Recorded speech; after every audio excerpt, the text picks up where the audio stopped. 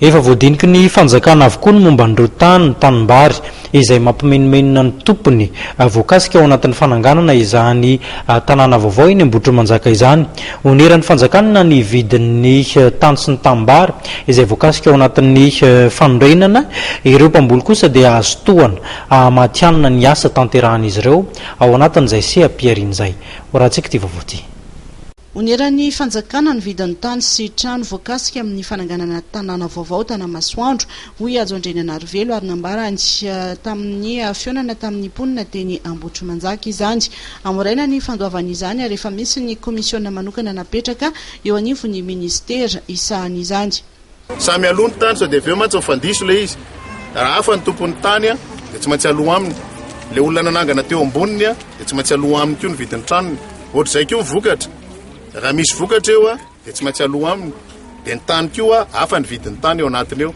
Zay ny fanaon'ny fanjakana ary zay ny fepetra tao aminy. Fa lazaiko aminareo fozinareo hoe tsy voakity ny hafa tsy manana eritreritra an'izany ny fanjakana hito ny anina na ny anina. Fa ny olona mampiditra an'izany eo anatiny eo. Mety mandalo tatinareo nahita teo misy sinoa mandalo. Io lalana io atao sinoa manao azy. Tsika nge tsy manana volana avana tsy maintsy mitrosany aman'olona. Tanimbary no betsaka voakasika amin'ny fanatanterahana ny tetikasa Tanamasoandro. Raha ny fanazavana no entin'ny ministra ny fambolena ny fiompiana ary ny jono efa misy ny toerana amindrany ireo mpamboly voakasika ny fanesorana ary ahafahan'ireo mpamboly manatsara ny fidiram-bolany ary hanana fiainana tsara kokoa noho ny teto Ambohitrimanjaka. Misy ny paikady apetraky ny ministera ahamatianina ny mpamboly voakasika ny tetikasa Tanamasoandro. Ny azona itenenina zany ao niveau ministera dia zao hoe mena lahara-pahamehana ireo zay maniry sy mikasa zany hiditra anatin'izany sehatry ny fambolena matianina zany. Tsy hoe te azo tany fotsiny dia mahazo tany fa tsy maintsy mba mandray anjara kosa izy zany amin'ilay mamatianina azy. Safidy zany le hoe lasa mpamboly matianina raha ny ala teto dia ny programa ministera zany dia manome lahara-pahamehana azy ireo amin'izay. Ny azy zany ny antsoafy dia hoe afaka manatona ministera izy ireo. Fa mila fahavononana kosa zany fa tsy hoe anantona zany dia hoe amina toerana zay tsy voatokana fa io misy fandaminana sy fandrindrana ankapobeny dia amin'ireny toerana ireny zany nomena lahara-pahamehana zareo. Raha ny fanazavana akoatra ny bevoay misy ihany koa ny toerana eto amin'ny faritra Nalamanga omany ny fanjakana amindrana ny mpamboly voakasika ny tetikasa Tanamasoandro. Nandritry ny fidinana nataon'ny ministra roa Andriananarivelo Ado sy fanomezan-tsolo Isiananarivelo teny Ambohitrimanjaka dia nisy ny fionana nataon'izy ireo tamin'ny ponina ny an'ny etaetan'ny ponina izy ireo tamin'izany. Ny atahoran'ny olona ireo fa andrefin'ny taninay dia zay nge tamin'ny herin'ny androany tompoko nalahelo daholo tena narary ny ain'ny olona no ninona.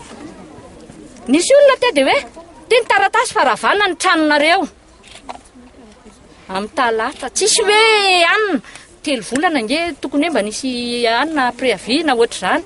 Ry lalana io zao iny nivoaka iny efa ela be nipetraka tary amin'ny firaisana nefa nenay tonga dia hoe tsy tikany dia tonga dia hoe nareo zao fa atao anatin'ny Tanamasoandro mba sahirana le vahoaka sahirana tsy manana rehefa tsy fidiny ary ny fambolena ny tena fiainan'ny olona rehetra fototsym-piainana nefany tanimbary be zao sy ny fiainan'olona zao dia aletika andray dia malahelo le olona rehetra reny mampiana-janaka tena mampalahelo satria ilaina ny vola ilaina ny hanina fahasalamana trano fonenana fitedavana rehetrarehetra rehefa izy zany zay zavatra rehetrarehetra zay dia ho aiza zany zahay.